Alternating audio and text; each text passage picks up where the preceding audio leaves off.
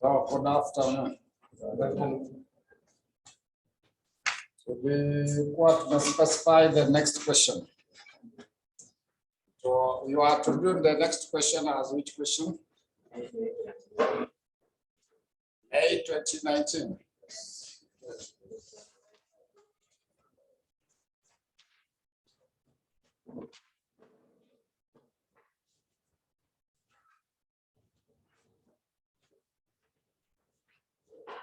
So May 2019, that should be question 5, part B.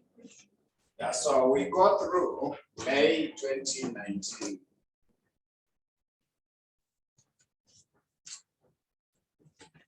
Question number 5, part B.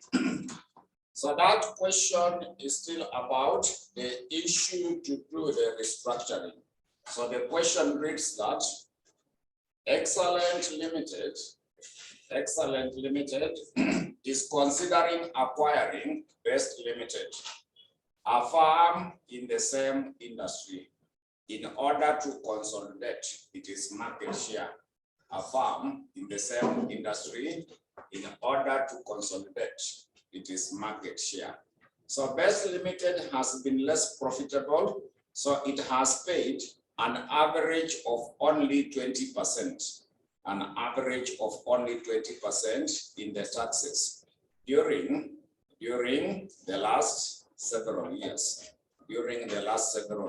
In addition, it has it has used little debt, having a debt ratio of 25%. If the acquisition will be implemented, Excellent Limited will operate Best Limited as a separate owned subsidiary. So this will increase Excellent Limited gearing ratio to 40%. So gearing normally represents the proportion for the debt. So if the proportion of the debt is 40%, the proportion for equity will be 16%. That item will be used to assist us to get the cost of capital, which will be the WSEC, to act as our discount rate. Then they continued to give us details that the following is the forecasted financial data for Best Limited over the next 5 years. So they have given you year 1, 2, 3, 4, and 5. They gave you net sales. They have also given you operating costs, selling and administration costs, then also acceptable investment project costs. Additional information, note number 1, risk-free rate of return is 8%. Risk-free rate of return is 8%, and debt is considered to be risk-free. Debt is considered to be risk-free. Note number 2, expected return of the market portfolio is 13%. Note number 3, the firm's levered equity beta after acquisition is estimated at 0.80. Then note number 4, after 5 years, net cash flows of Best Limited shall increase at a constant rate of 6% per annum in perpetuity. That means year 1 up to year 5, it is during the constant. And now from year 6 up to infinity, because perpetuity is up to infinity, that's now during the constant. Now, when you are getting the value of the share, you are computing present value during the non-constant. We add present value during the constant. So that is what we shall do in relation to the question. And then note number 5, corporate tax rate is 30%. Then the firm's profit margin is 14%. Then Best Limited incur fixed financing cost of 2 million per annum. Financing cost is interest. Yeah, the fixed financing cost is the interest. So that is the interest paid when you borrow money. So that will be representing the interest. So when you prepare the income statement, the cash flow statement, after getting earnings before interest and tax, we less interest, then we tax. That's now what we shall do with that fixed financing cost. Then note number 8, the firm's equity shares and the bonds are currently trading at par. So required, determine the maximum price payable to acquire Best Limited. To acquire Best Limited using the discounted what? Freeing cash flows. So they are simply asking you to compute the value of that firm. The value for that company will be the same as the price to pay in order to acquire.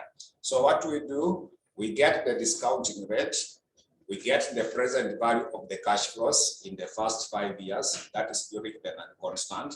We also get the present value of those cash flows from year 6 up to infinity. That will be now during the constant. Then we add them together. We shall now be able to get the price to pay. So our price to pay, so the price to pay is the same as value of the farm, is the same as value of the farm.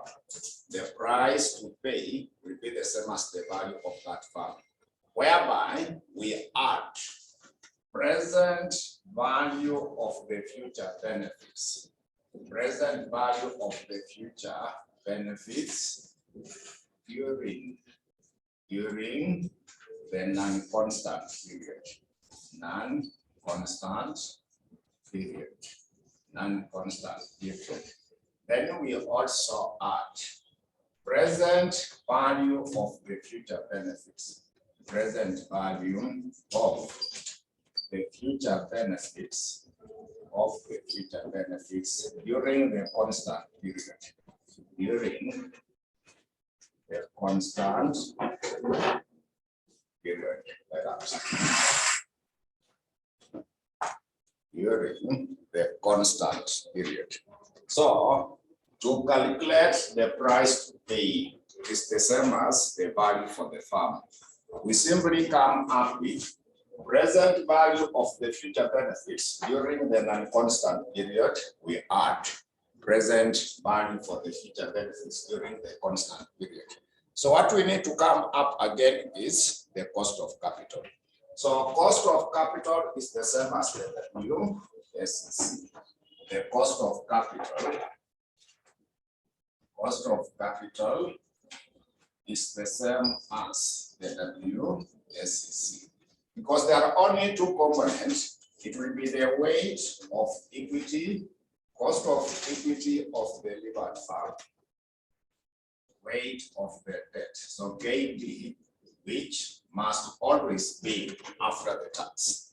KD, which must always be after the tax. So we compute KEL. KEL will be the risk-free rate, expected return of the market, minus the risk-free rate.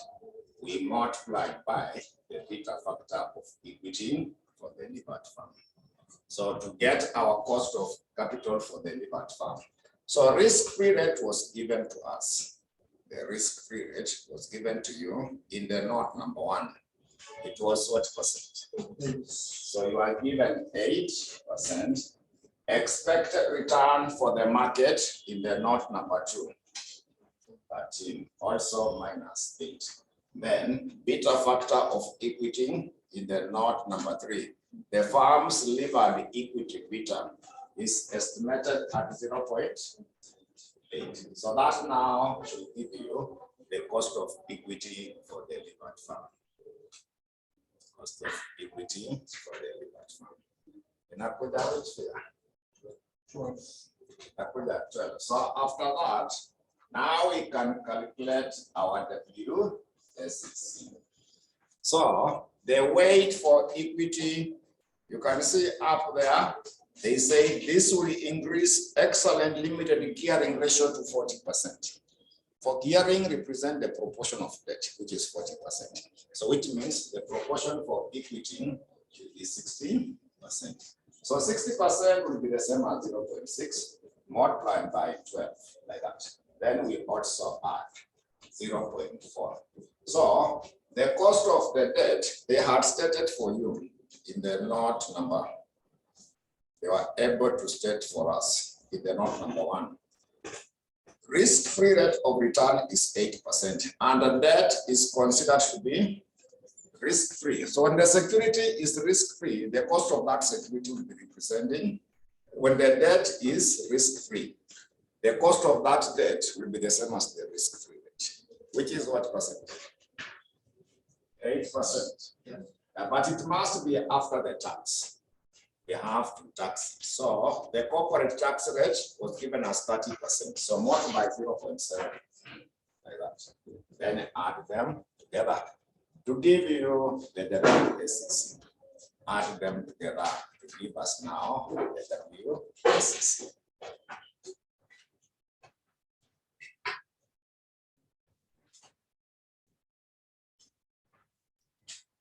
So that we get the WSCC.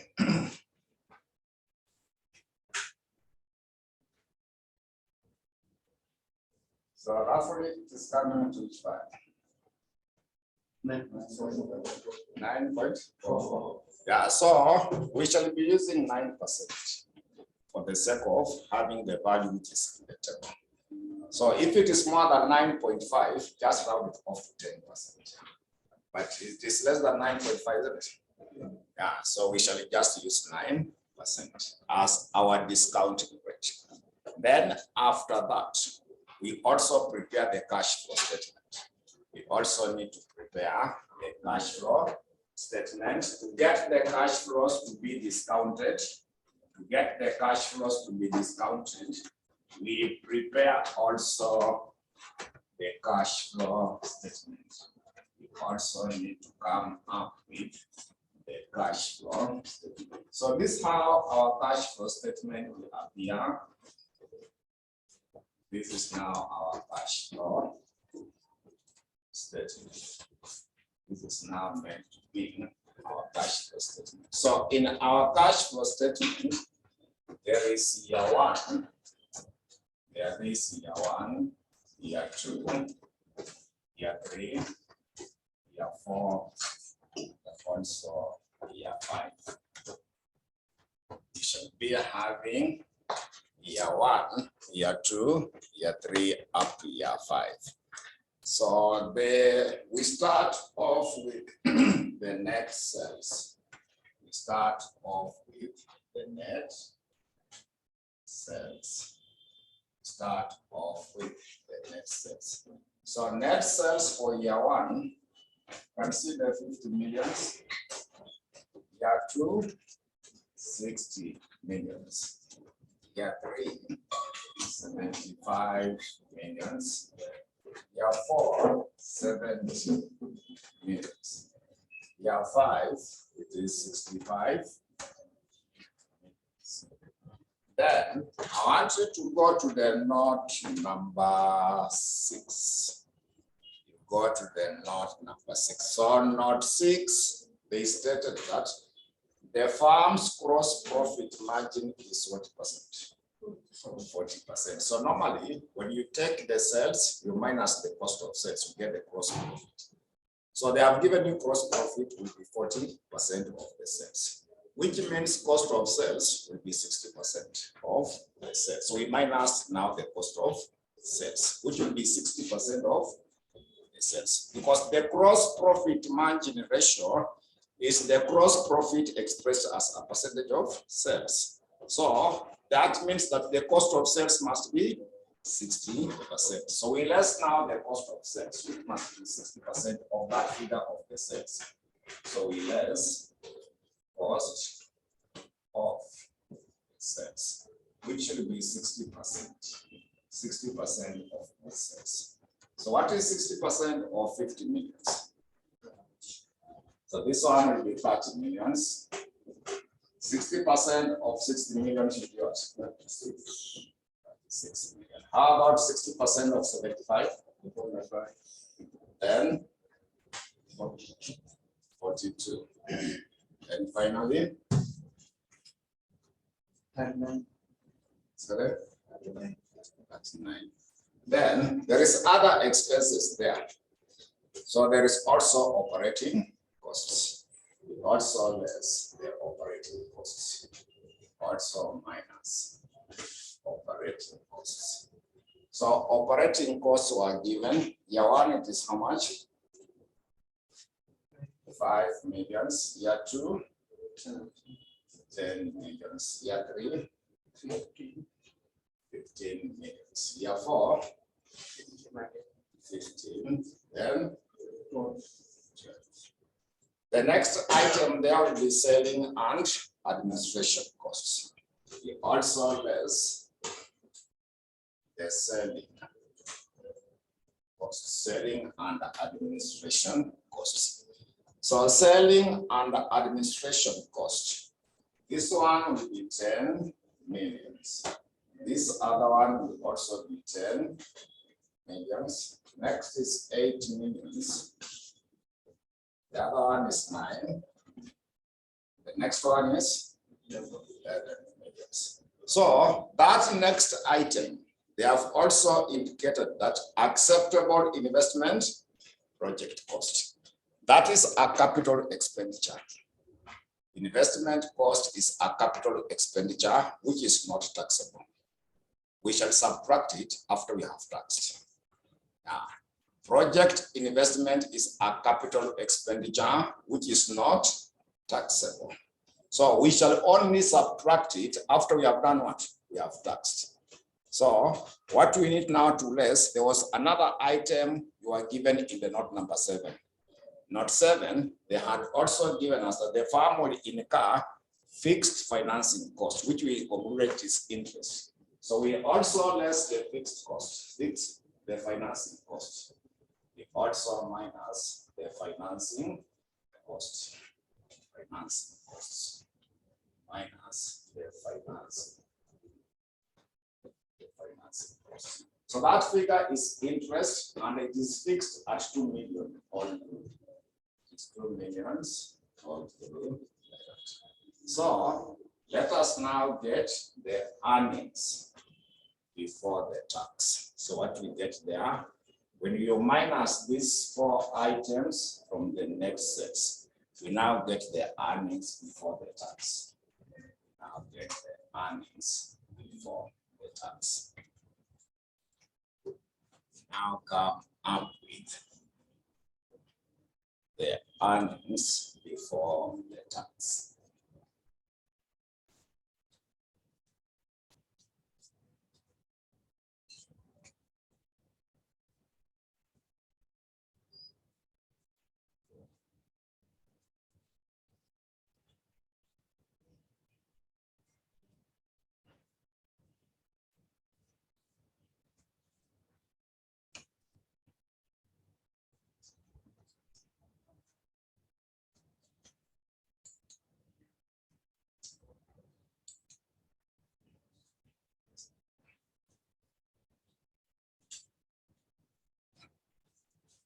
Year one should be how much? 3 million. Year two, 2. Year three, 5. Year 4, 2. Then year 5, 1. Then now we less the tax. We now less the tax. So tax is 30% of those items. We less the tax, which will be 30% of those values. Year one will be 0.9. How about year two? 0.6. Then 1.5. Then 0.6. Yeah. The last one should be 0.3. So also now you less your investment cost. So already we have indicated we have subtracted the tax. Then there was that item of acceptable investment project cost. So that is a capital expenditure. We subtract, but we don't tax it. So that means we subtract it after we have taxed. So now we less investment, the project costs. We also less the project costs.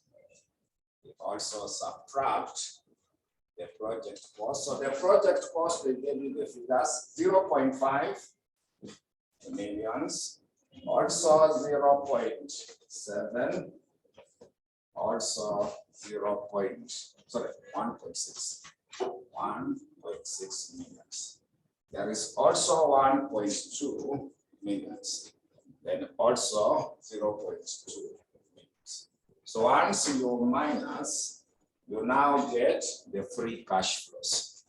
What we normally get from there now be the free cash flows. After you have subtracted all those expenses, what you are left with will be now the free cash flows.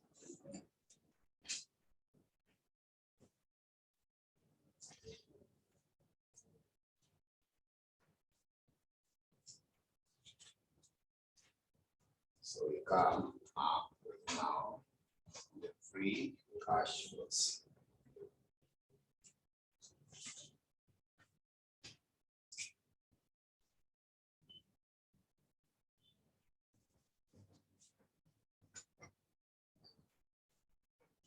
So after now that part of the free cash flows, we can now get the present value during the non-constant period. So non-constant is from year 1 up to year 5. You see those figures are different.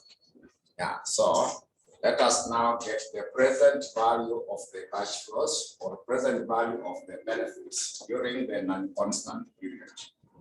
We now get the present value of the future benefits during the non-constant period. Present value of the future benefits during the non-constant period. So present value of the future benefits during the non-constant period.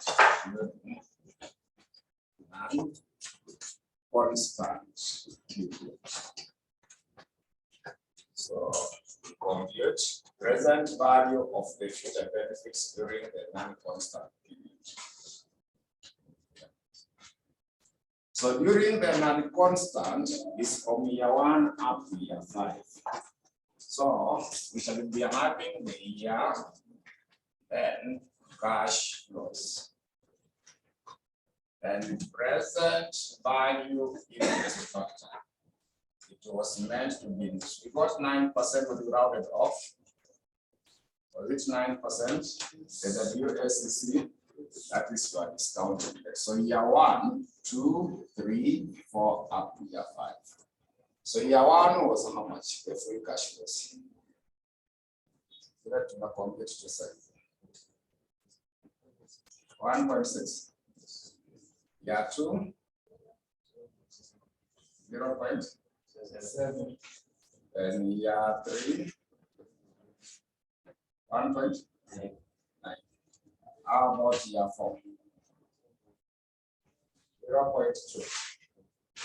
And finally, year 5.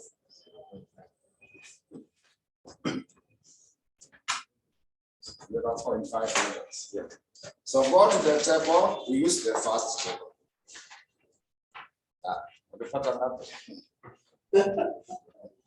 That's different. Yes. Yes. It's 0.5.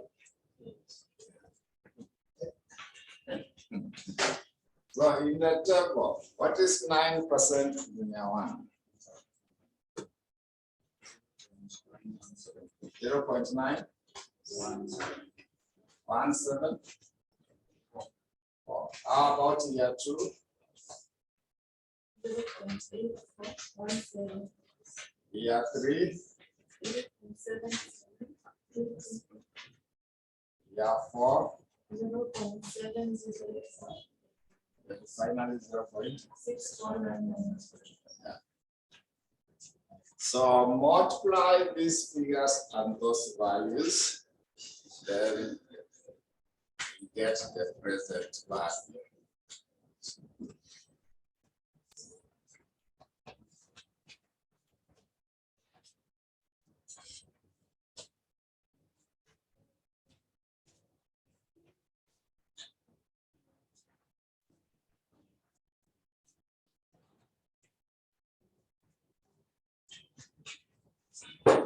So it's getting 0.5.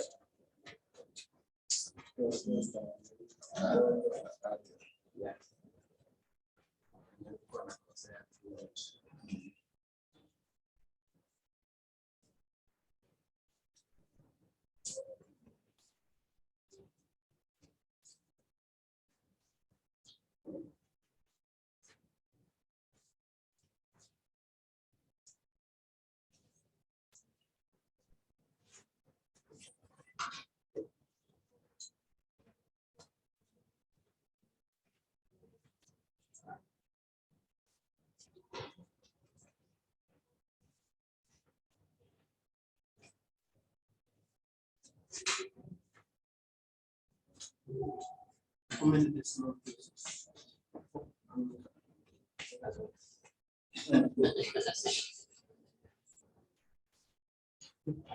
Just have them for some.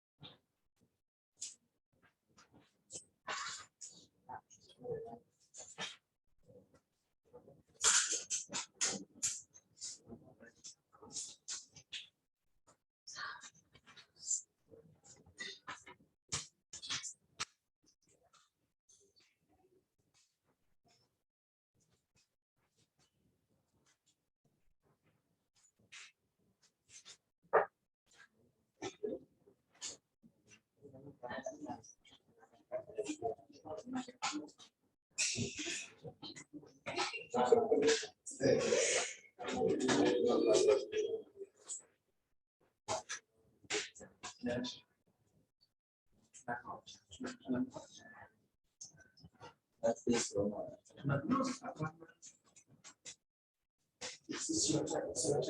That's this one now. That's this one now.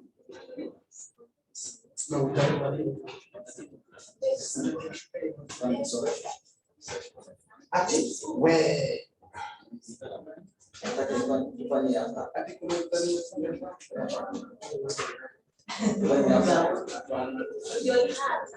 First, second, first, and then father. Money. Money.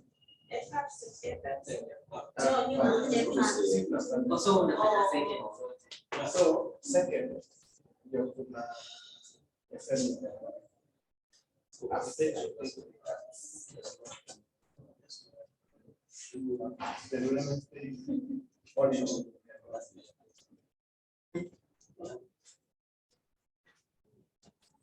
so in short, we are 28. Then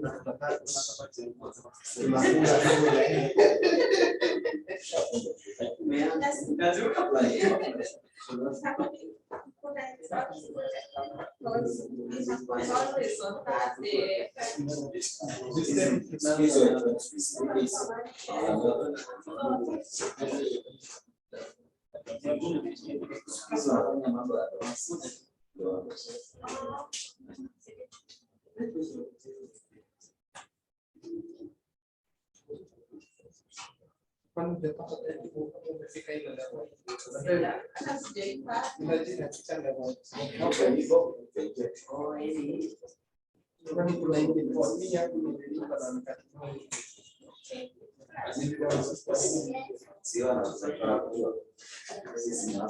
connection. No,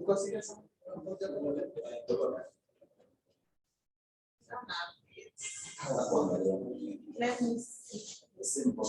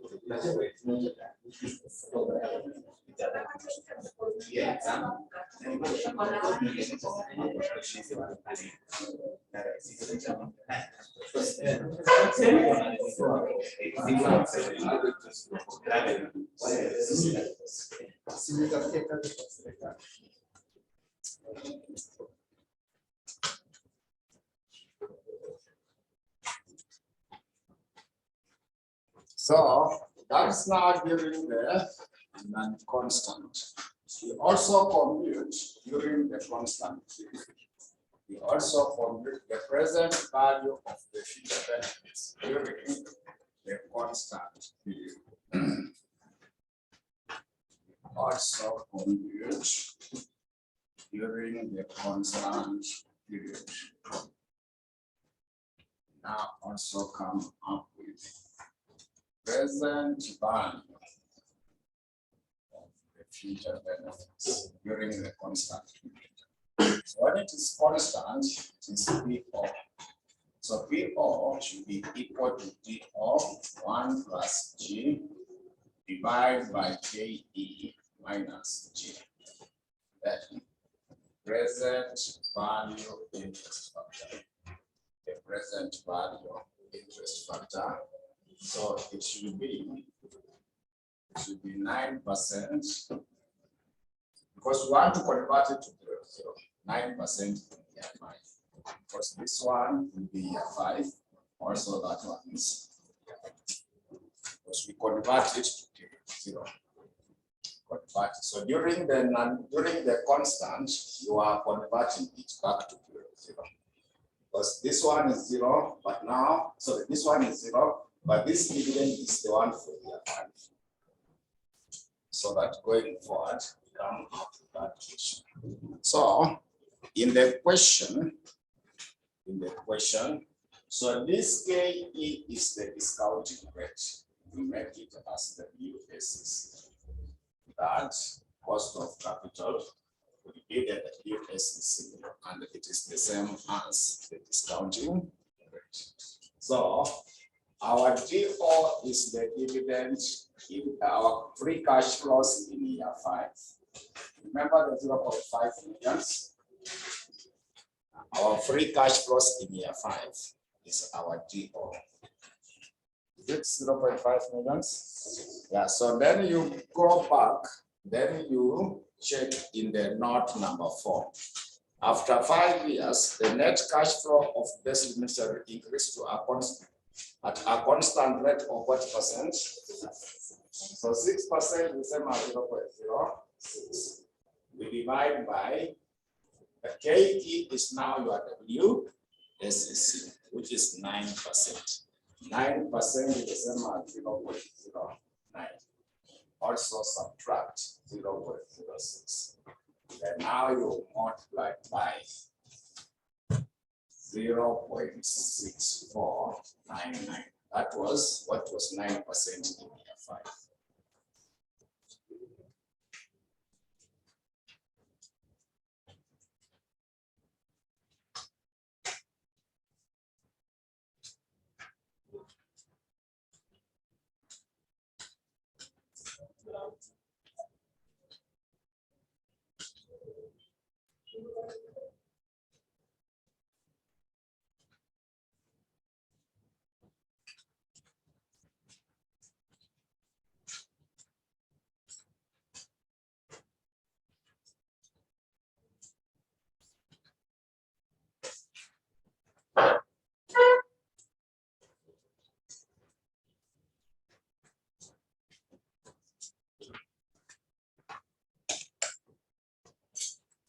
Then add them together during the constant plus during the non-constant, so that you get the value of the term.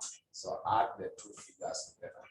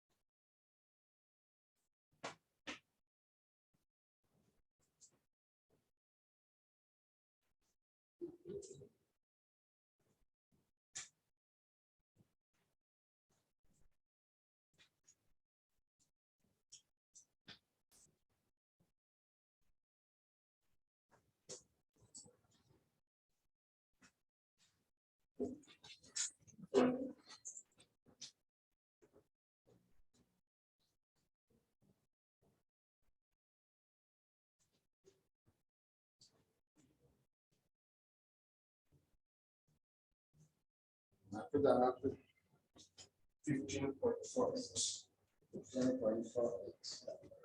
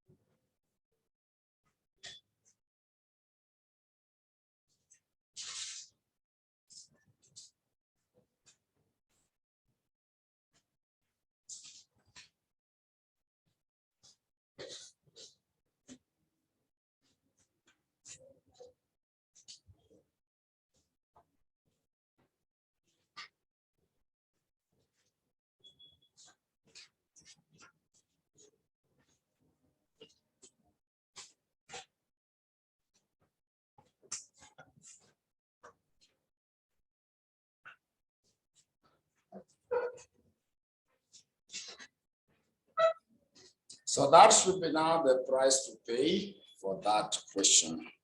So everyone is getting 15.48. So that is now how you are to deal with that particular one. So that is now the first item. So you are looking at the impact. You have this question. The first one was changed to the growth rate. So the first one was meant to be a change in the growth rate. You remember we noted something about the impact of reconstruction. So we had discussed the first one, which was the change in the growth rate, how it is affecting the value. So we got to the second one. The second impact was which impact? So let us now go to the second impact, which is meant to be the change in the share price, which is supposed to be the change in the share price, which is supposed to be the change in the share price, which is supposed to be the change in the share price.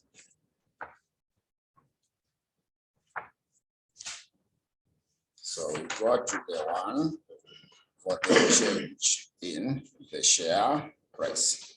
So when it comes to the changes in the share price, we shall be looking at the price per share before reconstruction and also after. Then we compare the two. That's now the price for the share. So under that, we can summarize that. It is determined by taking into account. It is determined by taking into account changes in the dividend growth rate. Taking into account changes in the dividend growth rate, after reconstruction.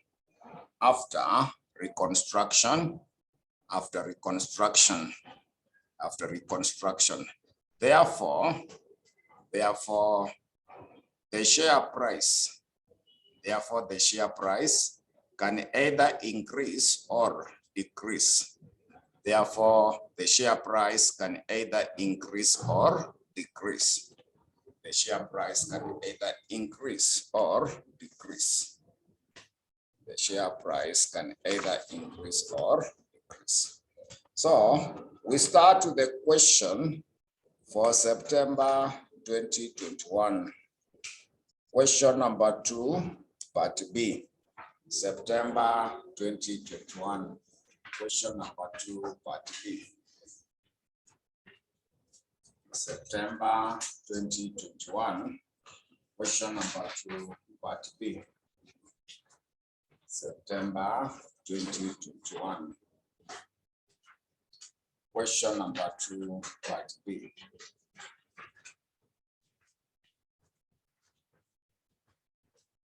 September 2021. Question number 2, part B. Check September 2021. So when you go through that question for September 2021,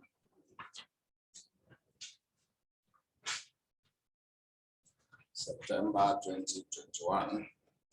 So there is a question number 2, part B. There is a question number 2, part B. So that question 2, part B is about Mambo Limited existing debt to equity ratio. Mambo Limited existing debt to equity ratio is 0.5. Is 0.5, and it is asset beta. It is asset beta is 0.4. It is asset beta is 0.4. Then the company, if the company decides to undergo financial reconstruction, during which it will repurchase its outstanding shares,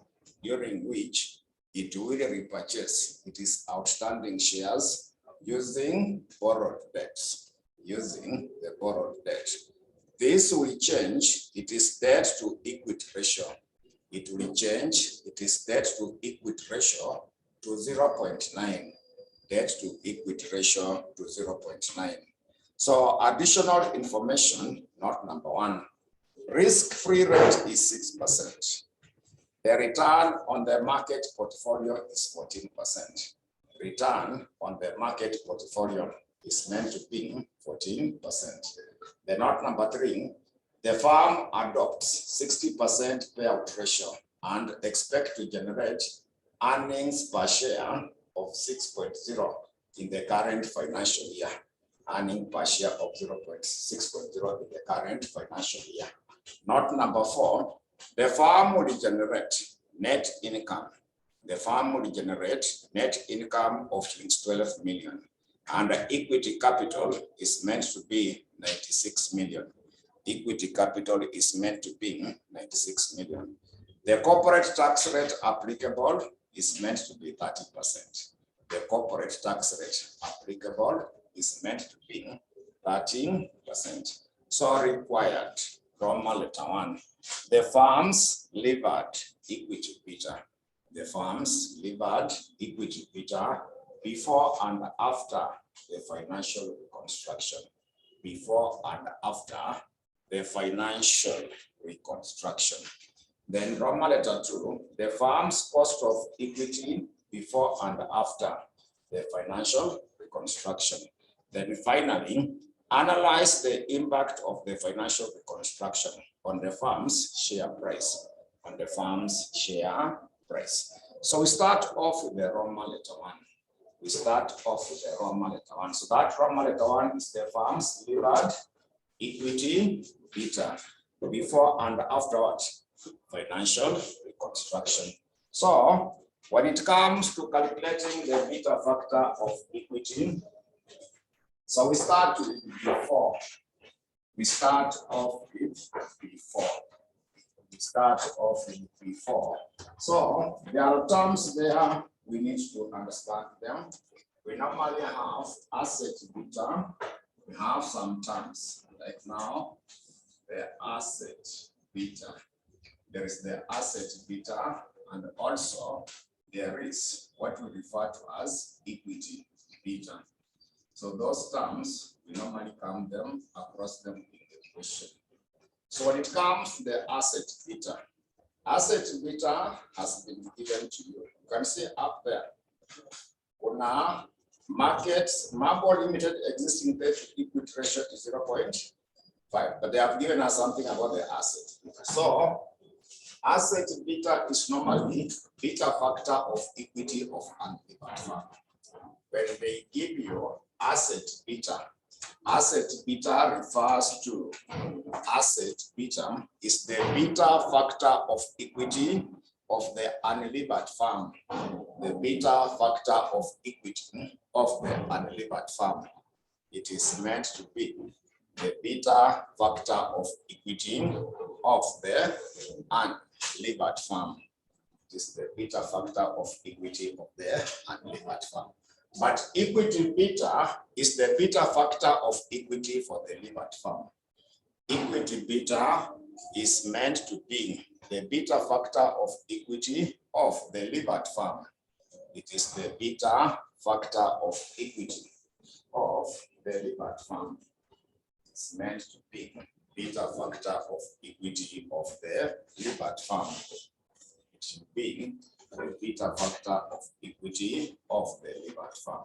So what we can have now from that level is that what we can do, we start with before the reconstruction.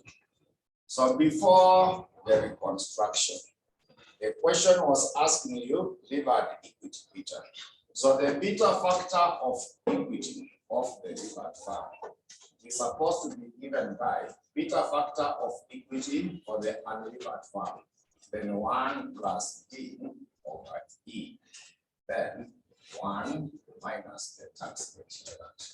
So to compute what is supposed to be the beta factor of equity for the levered firm, which should be beta factor of equity of unlevered firm.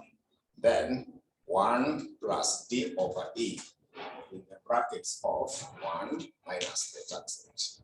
1 minus the tax rate. 1 minus the tax rate. So this one is the beta factor of equity of unlevered. Yeah, which you have said the same as the asset beta. So maybe I can have it like this way. So equity beta,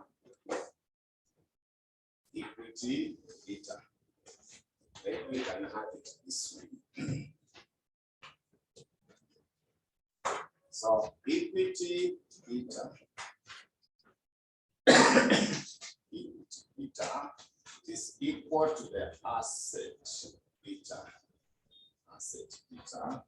in the brackets of 1 plus D over E. Then come up with that question.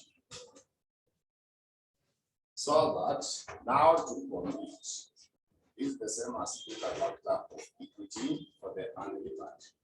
It is also the beta factor of equity for the unlevered, D over E. So that's now basically how it presents. So equity beta will be given by that question. The equity beta now be given by that item. So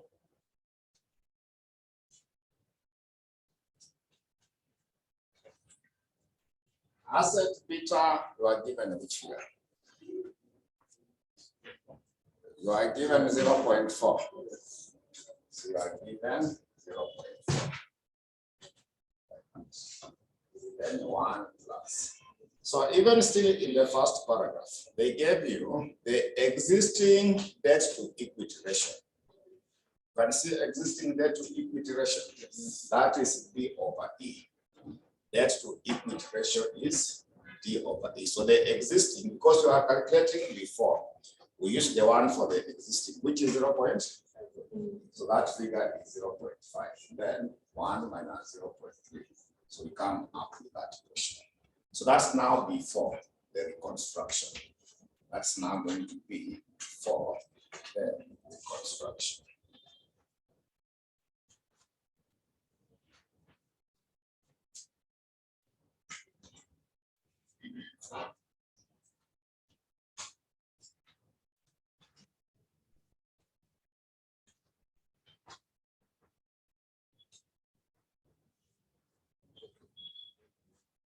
You can round it off to 2 decimal places, just in case.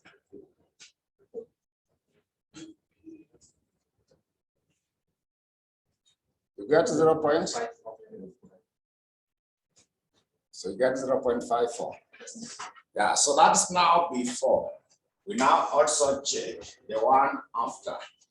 We now also compute the one after. Now also calculate the one after. We now also calculate the one after. Also check now the one after. So the one after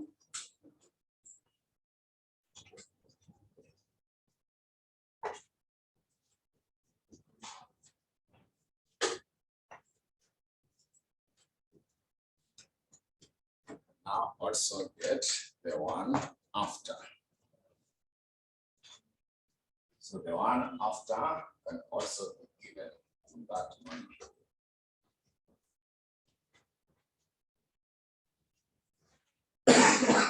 So asset beta is still the same. The asset beta is still the same. It is 0. And then 1 plus. So D over E. After reconstruction, you go to, so they are able to give you that figure where they say that if the company decides to undergo financial reconstruction during which it will repurchase its outstanding shares, using borrowed. So this will change, it is debt to equity ratio to 0.1. Yeah, so this one will be 0.9. Then also remember 1 minus 0.3.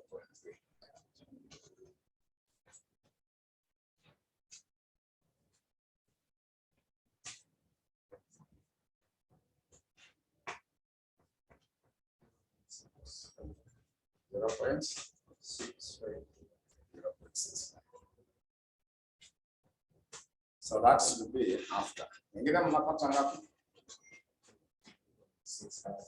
Yeah, so that should be now our Roman letter 1. So we go to the Roman letter 2.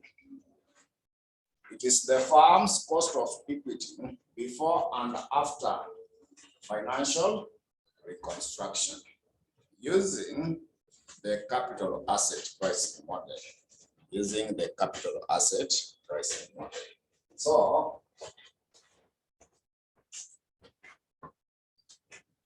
it is now CAPM. So we start with the one before. We start with the one before. So before, when we are using CAPM, when we are using CAPM, it will mean that KEL is the risk-free rate plus expected return of the market minus the risk-free rate. Then beta factor of equity for the levered fund. The beta factor of equity for the levered fund. This is our CAPM formula on how to get the cost of equity for the levered fund. So risk-free rate was given to you in the note number 1. They gave us what percent? 6%. Expected return for the market in the note number 2. They gave you 40, also minus 6. Then beta factor of equity for the levered fund. The beta factor of equity for the levered. We calculated your Roman letter 1. Before it was 0.5. Yeah, so 0.54. You have to compute in the Roman letter 1. Just a continuation on that item.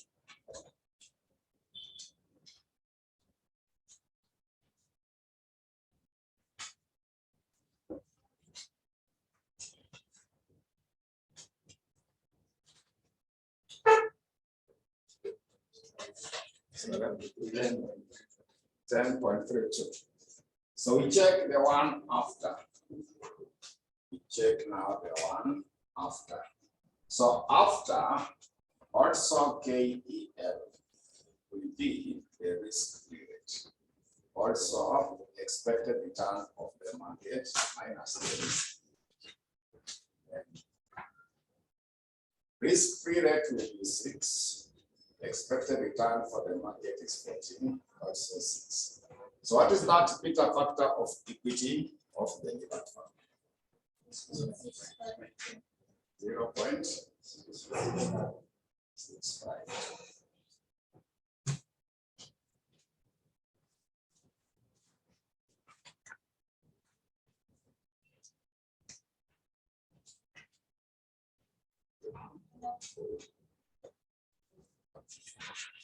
So that is now meant to be our Roman letter 2.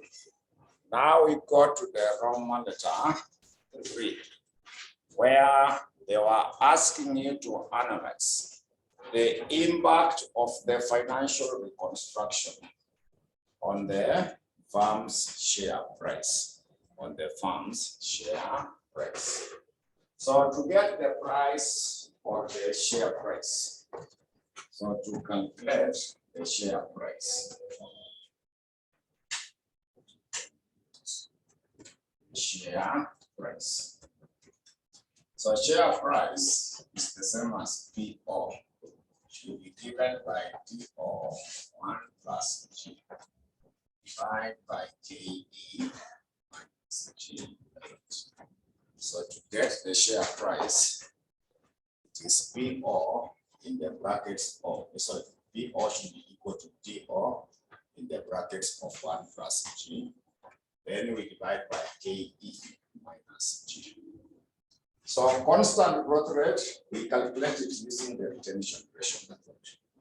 We calculate it using the retention ratio method. So we need to compute the growth rate G. There were two methods, compounding method and retention ratio method. So to get our G should be given by retention ratio multiplied by the return on equity. You are applying that formula to get G. G is supposed to be given by R multiplied by the return on equity. So return on equity is supposed to be given by earnings after tax divided by the book value of equity. Book value of equity, express it as a percentage. So earnings after tax divided by the book value of equity, then we express it as a percentage. Express it as a percentage. Then express it as a percentage. So when you go through the note number 4, note 4, you have been told that the firm will generate a net income of how much? Of 12 million. And equity capital of 96 million. So you simply take 12 million divided by 96 million. So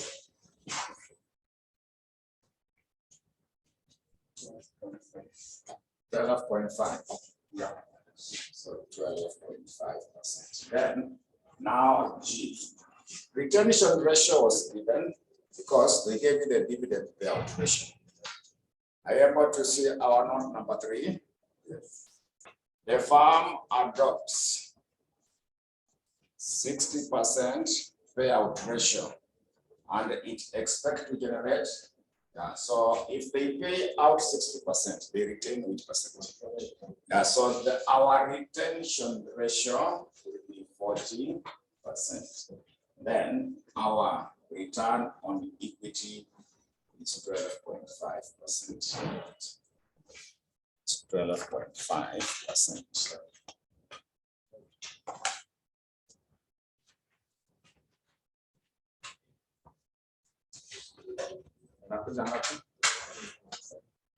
Nakuja 5%. Yeah, so now we start with before. That growth rate will apply to all of them, before and after, because they never specified. So we start with before the reconstruction. We start off with before the reconstruction. We check now the one before. So before our pre-point, so that of which dividend per share, we can just calculate it over here. Dividend per share is supposed to be given by earning per share multiplied by dividend payout ratio.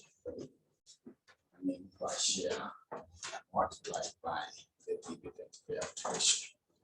So to get the dividend per share, earning per share is there in the note number 3. Earning per share in the note number 3 is given as what?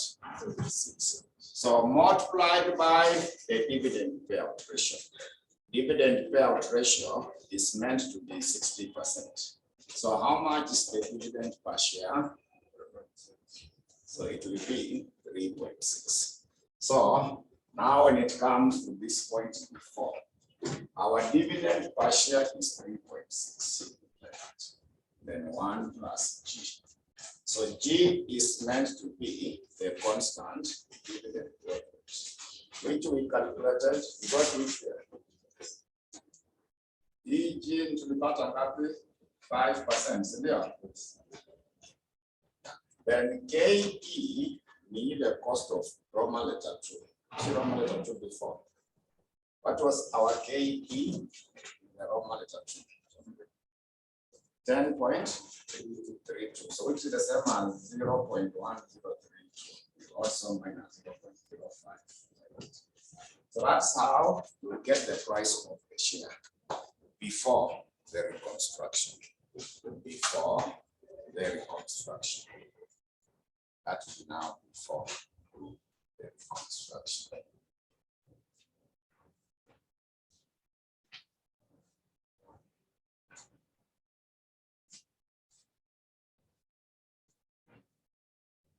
For reconstruction.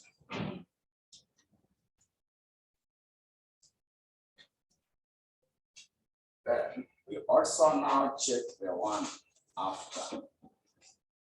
Now also check the one after the reconstruction. So after the reconstruction, the formula is still the same. The formula is still the same, where PO is given by PO 1 plus G. So KE is our KEL, then you minus G by that. So our DO is still 3.6. Growth rate, it is the same. Then what was the cost of equity in the Roman letter 2, the one after the reconstruction?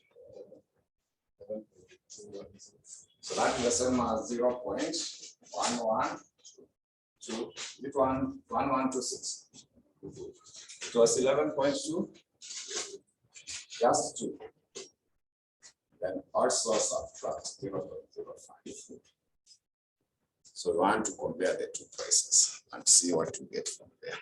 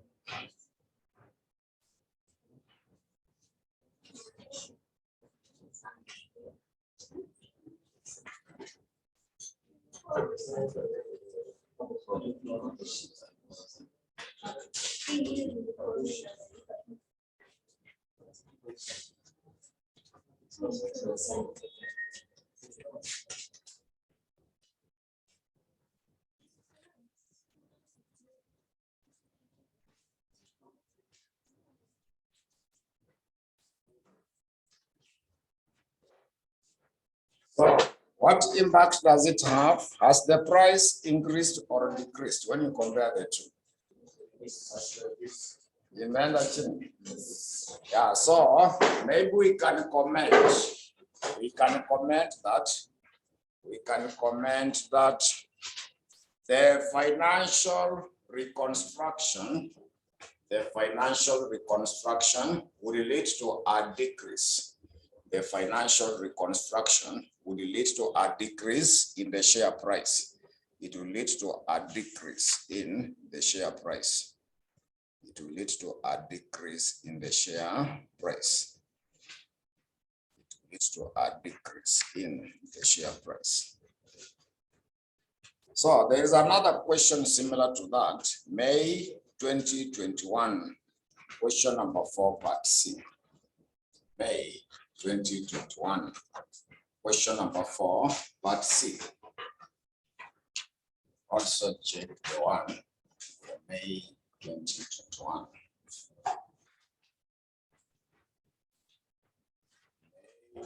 2021, question number 4, part C. May 2021. Question 4, part C. The one for Marcus Limited. The current earning per share is given as how much? Current earning per share is given as 6. The current earning per share has been given as 6. Then the firm has in issue 50 million ordinary shares, which have a bar value of how much? 20 shillings each. The firm's total revenue and the capital reserves amounted to how much? 500 million. So total revenue and reserves is meant to be 500 million. Then the company has an asset beta of 0.9. The asset beta is 0.9. Then retention ratio is meant to be 60%. So management intends to undertake a financial reconstruction which will result in the debt equity ratio changing from 0.45 to 0.2. So additional information, not number 1. Additional information, not number 1. Risk-free rate of return is given as 8%.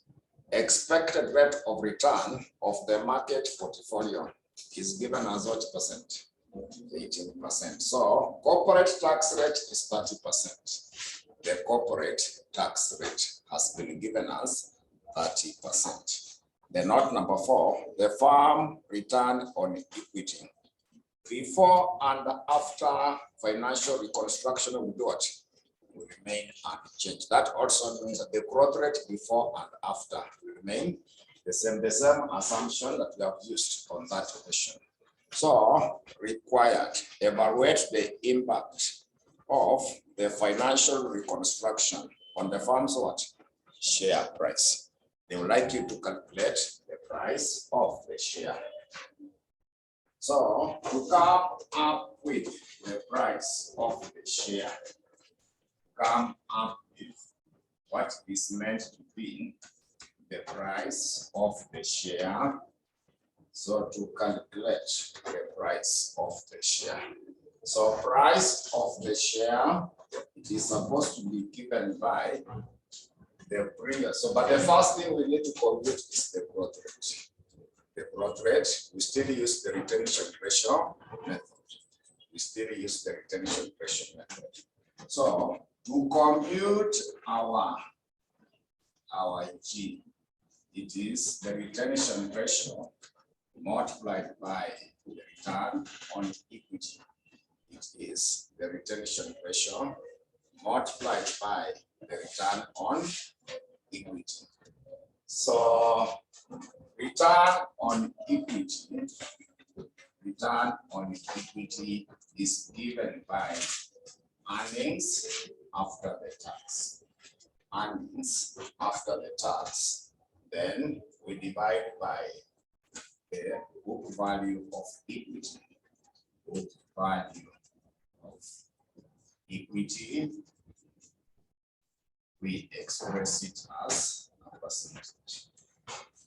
So earnings after tax, simply take the earning per share multiplied by the number of the ordinary shares. Number of ordinary shares.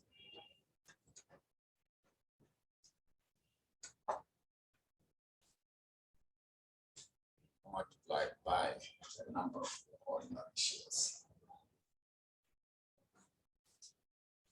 Earning per share was given, they gave you how much? They had given you 6.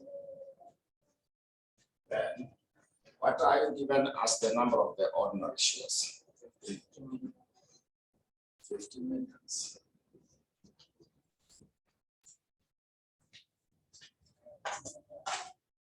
So it should be able to give us, so it should be able to give you 300 millions. Then the question had given you total revenue and capital reserves. Total revenue and capital reserves, it added up to how much?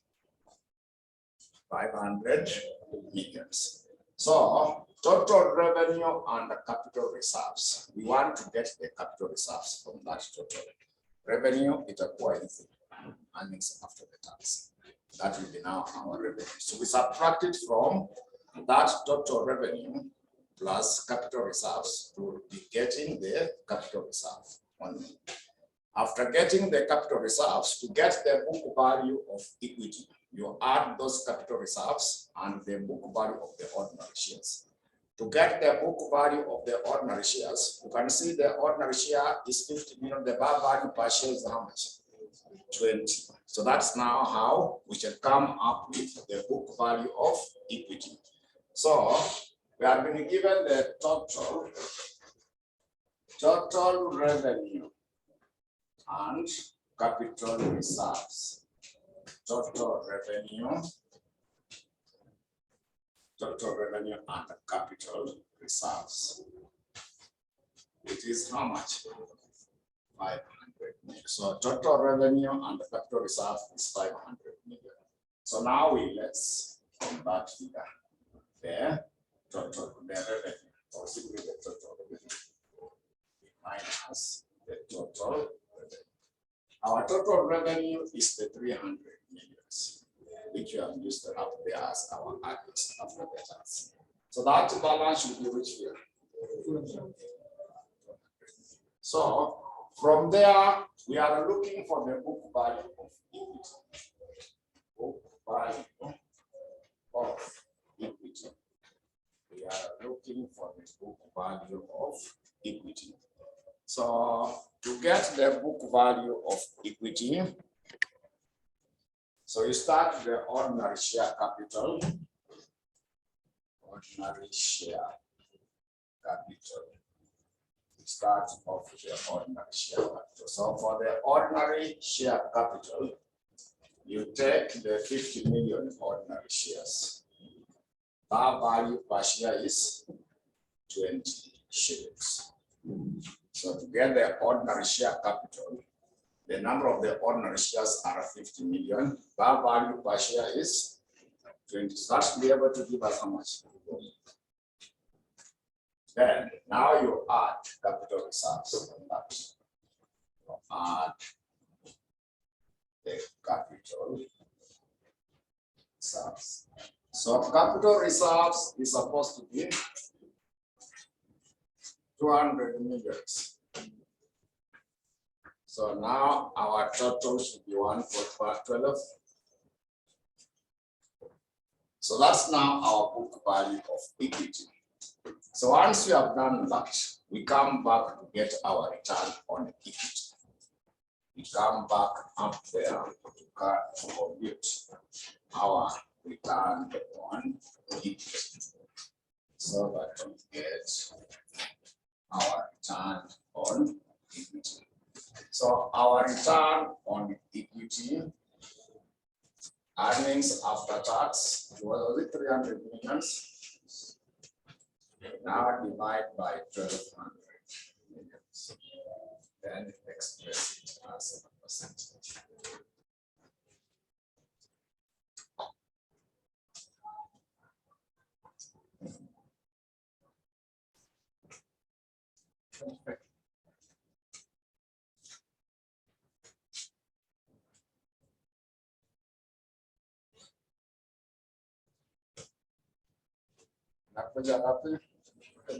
We get 25%. Yeah. So this 200 is our capital reserves, which is after you have subtracted the revenue from the total revenue and the capital reserves. Now we go and get our G.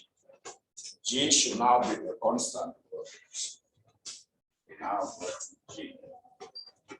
It's the constant. Now get G. So to compute our G. So our retention ratio, they gave you dividend payout ratio. Dividend payout ratio is which figure?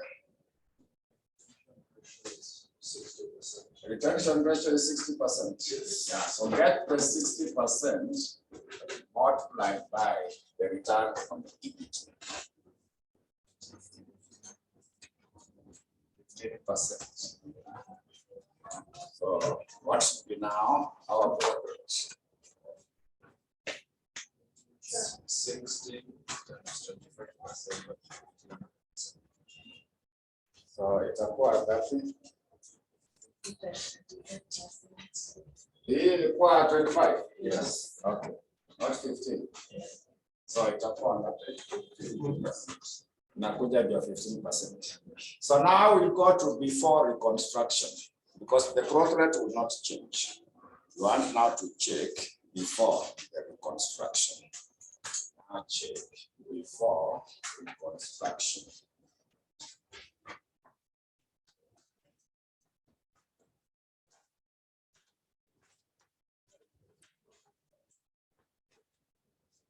Want now to check before the reconstruction. So before our PO is supposed to be given by DO 1 plus G. So KEL minus G. So KEL is given by Capel, which is supposed to be risk-free rate plus expected return for the market minus the risk-free rate. And beta factor of equity for the levered firm. Beta factor of equity. Then, to compute the beta factor of equity for the levered firm, it is the beta factor of equity for the unlevered. Then, that come up with that question.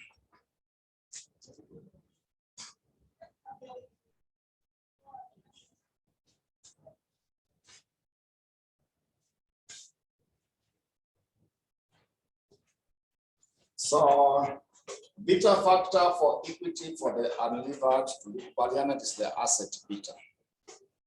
So what are you given there as the asset beta? 0.9.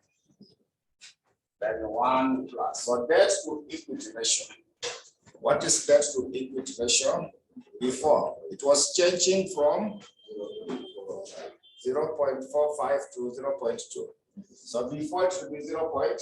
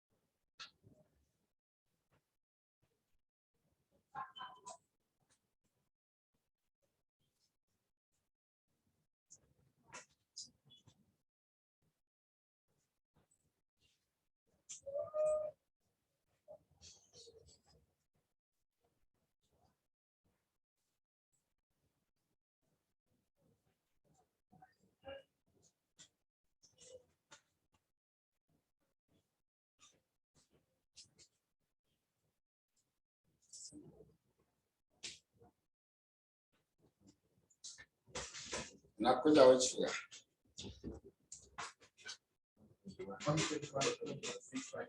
1.1835. To round off to 2 decimal points will be what?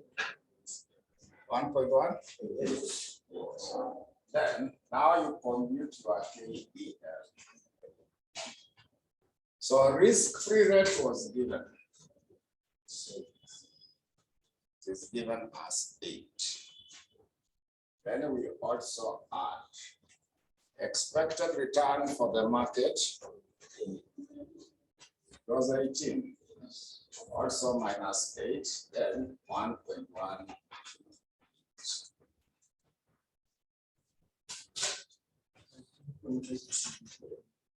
19.8. Yes. So also we compute the dividend per share. Also compute the dividend per share. Dividend per share, you simply take earning per share multiplied by the dividend payout ratio.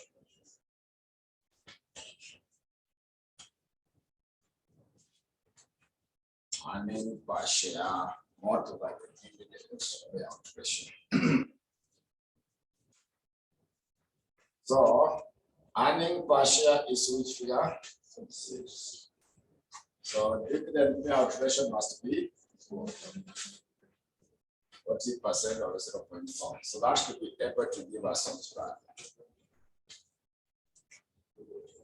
value. 2.4. So now after that, we use the formula to calculate our PO. Now use our formula, compute our PO. So we now use our formula to calculate our PO. So DO, tunasema ni 2.4.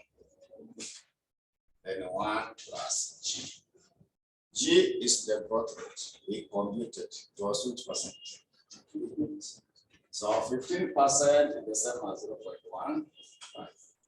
So KEL is the 19.8. That is the same as 0.198. Also minus 0.15.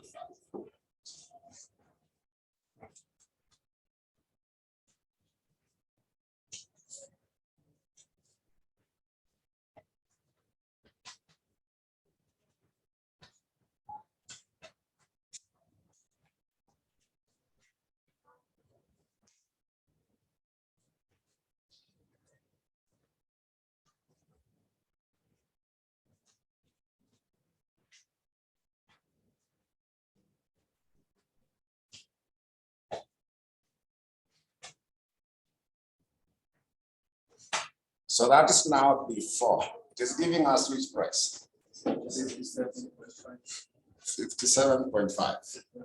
So now we check the one after. So after there is not much information. After there is not much information. So we want to check the one after. So we want to analyze the one after. Want to check the one after. So after, we are simply looking at the beta factor of equity for the impact family.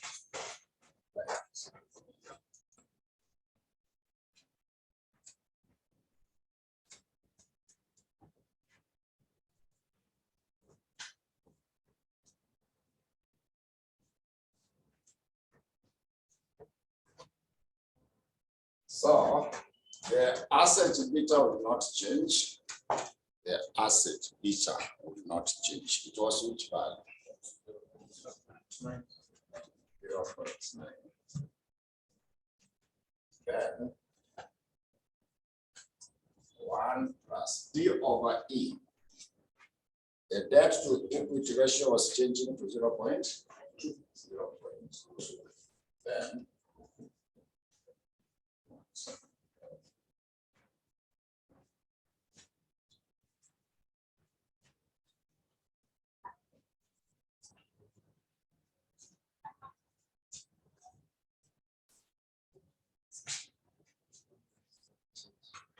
1.026. Then after that, we calculate KEL, the risk-free rate.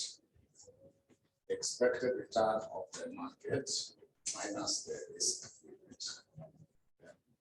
beta factor of equity for the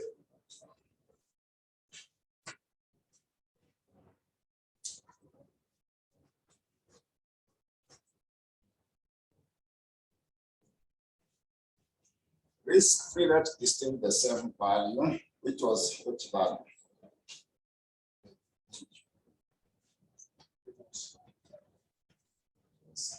Then plus expected return for the market was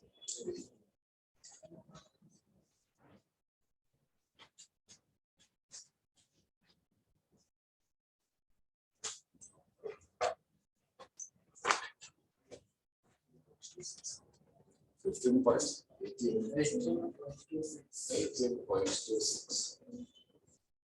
So kila kitu inabaki kama hiyo. Only change this one. Only change this one to 0.1826. Because the dividend per share will not change, the growth rate will not change. What has changed is KEL. Just change the KEL. Because we get your PO is PO 1 plus G divided by KEL minus G.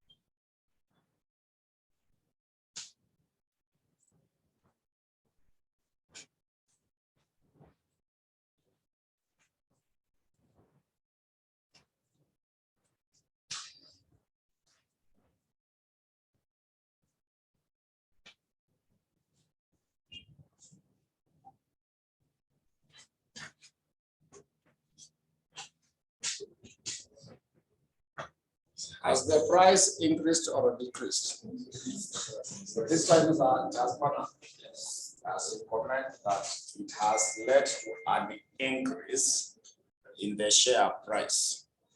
It has led to an increase in the share price. So that's now the impact number 2. So there is the last one. What was the impact number 3 in our notes? So change in the risk was meant to be a change in the risk.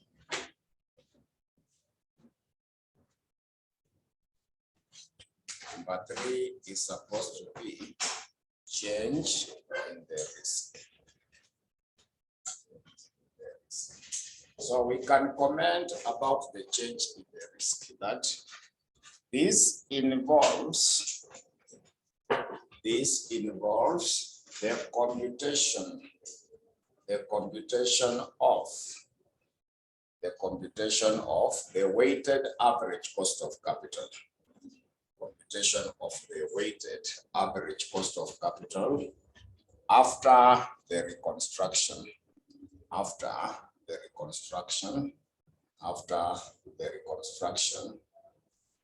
the reconstruction. So I'll just use a question on that. We use the one for April 2022. April 2022. There is a question number 1, part B. April 2022. Question number 1, part B. April 2022. There is a question number 1, part B. There is a question number 1, part B. So that question 1, part B for April 2022. The one for Dynasoft Limited. Dynasoft Limited is a juice processing firm. It is a juice processing firm which is solely equity financed. The company's board of directors are considering diversifying their operations. They are considering diversifying their operations by entering into the soda processing industry. So additional information, number 1, the company's unlevered equity beta is 1.4 for Dynasoft Limited and 1.5 for the soda processing industry, respectively. The note number 2, they have said that the gearing in the soda processing industry is on average what percent? 40%. Hence, the capital structure comprises of 40% debt and 60% equity. Then, note number 3, the return on the market portfolio is 15%. The return on the market portfolio is meant to be 15%. Note number 4, risk-free rate of return is meant to be 12%.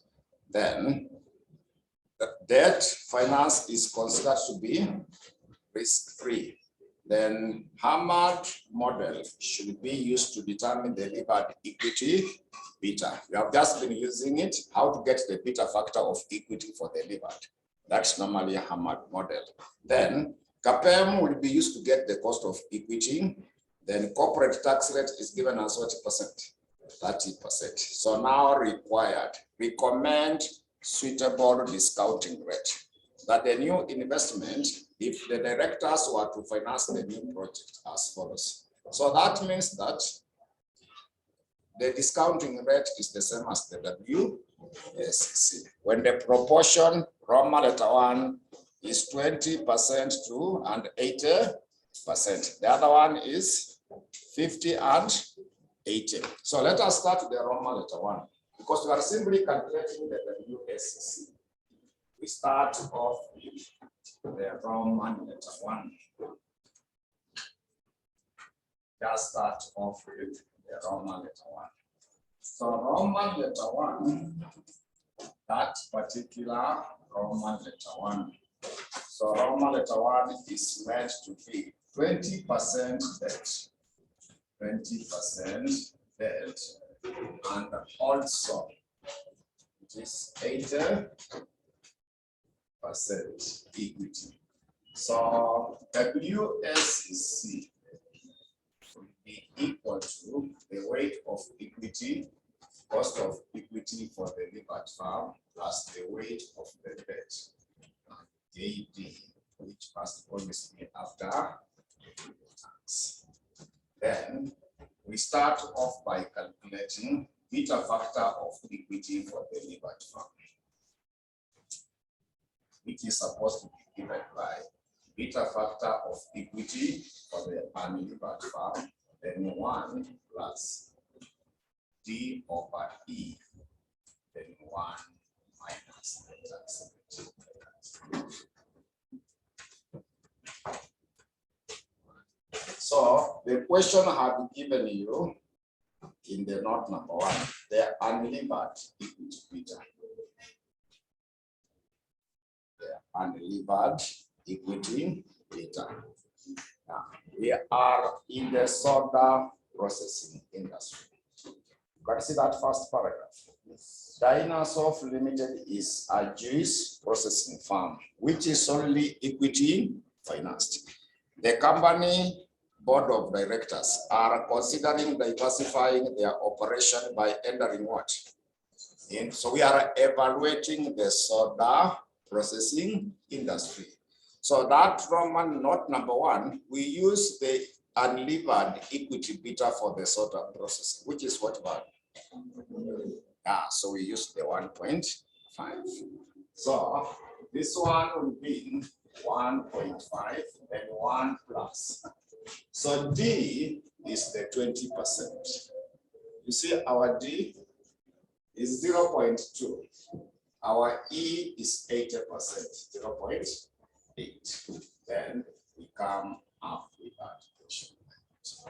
So our proportion for the debt is 0.2, proportion for equity is 0.8.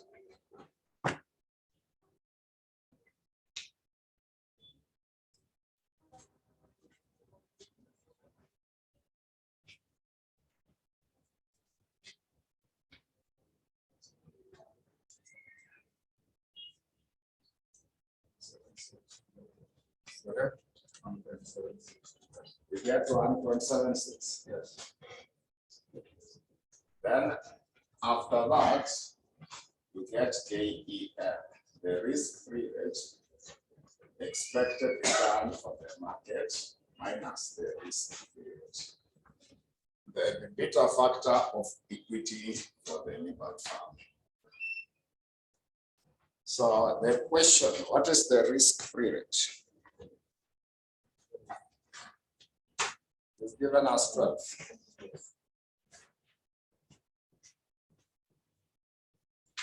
Expected return for the market is which one?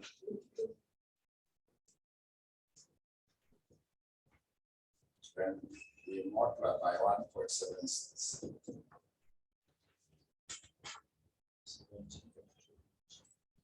17.28.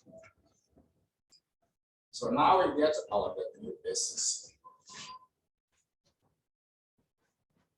So weight for equity is 0.8.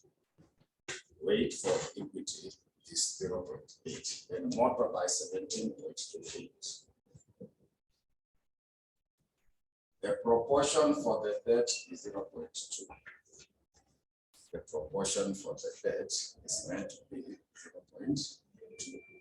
Then we multiplied by, they had given you some details in the note number 5. You see note 5.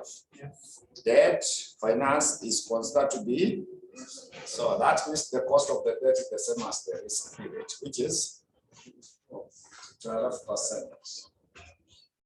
Also by 0.7. That's 1 minus 0.3.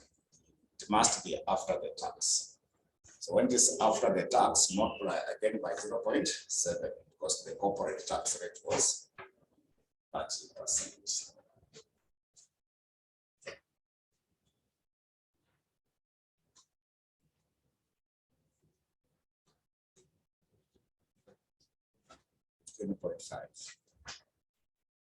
So that is now 20% and 80%. That's the one for 20% and 18%. Measurement 15 point. So we go to the Roman letter 2. Roman letter 2 is 50% and 50%. So Roman letter 2 is meant to be 50% and also 50%.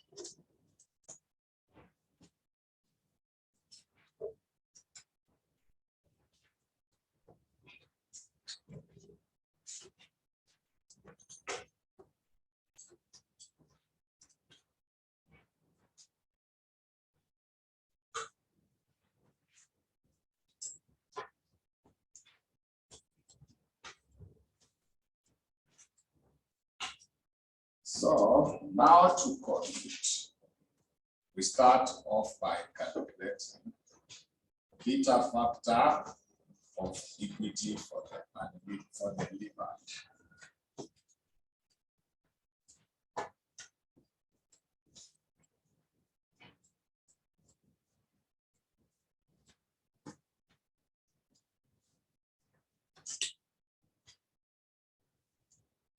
So what was the unlevered equity beta?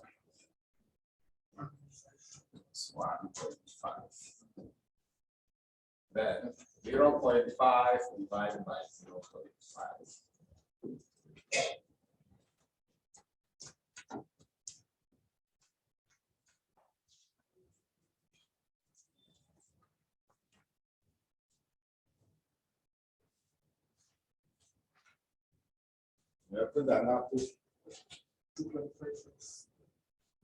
2.55. Now get KEF. This period expected return of the market is the period. So was 12, then 15, also minus 12.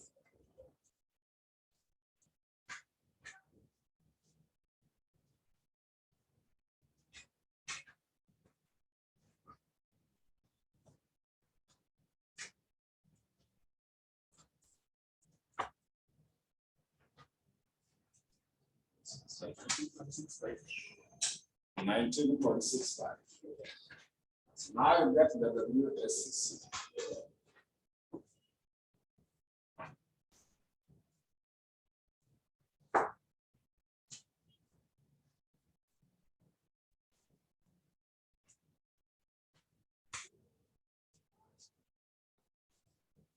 So 0.5 multiplied by 19.65. Also, you add 0.5 multiplied by KD. KD should be here. Require 12, here we multiply by 0.7. It must always be after the tax.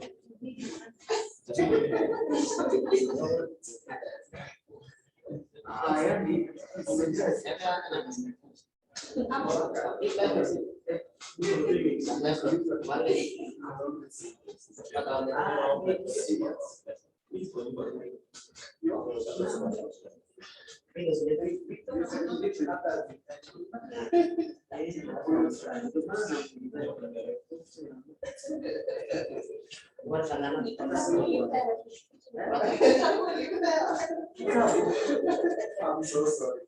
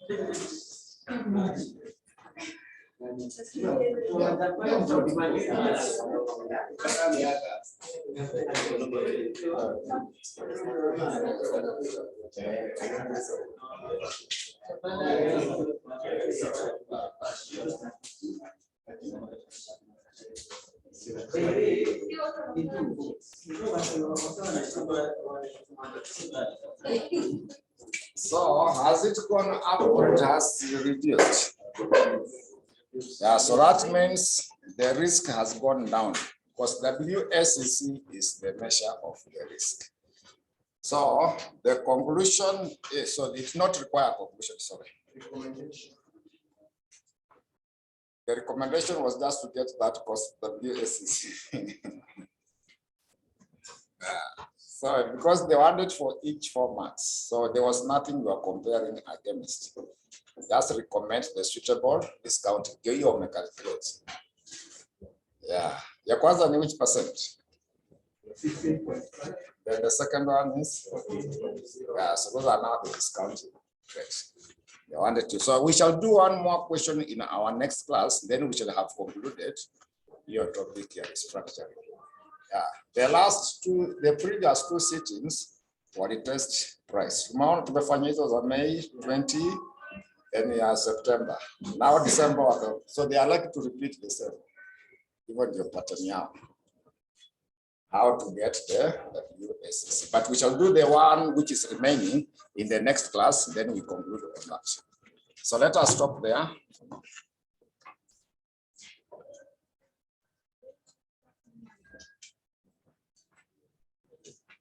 On Monday nasikia mko na FR. Yeah, sasa watu watakuwa wamechoka. You see like what we are doing. I better do it when we are fresh. Yeah, it may make some sense than when you are already tired, then in your friends. Why don't you meet you on Wednesday? Then we shall finish, we start the remaining, because we shall be able to finish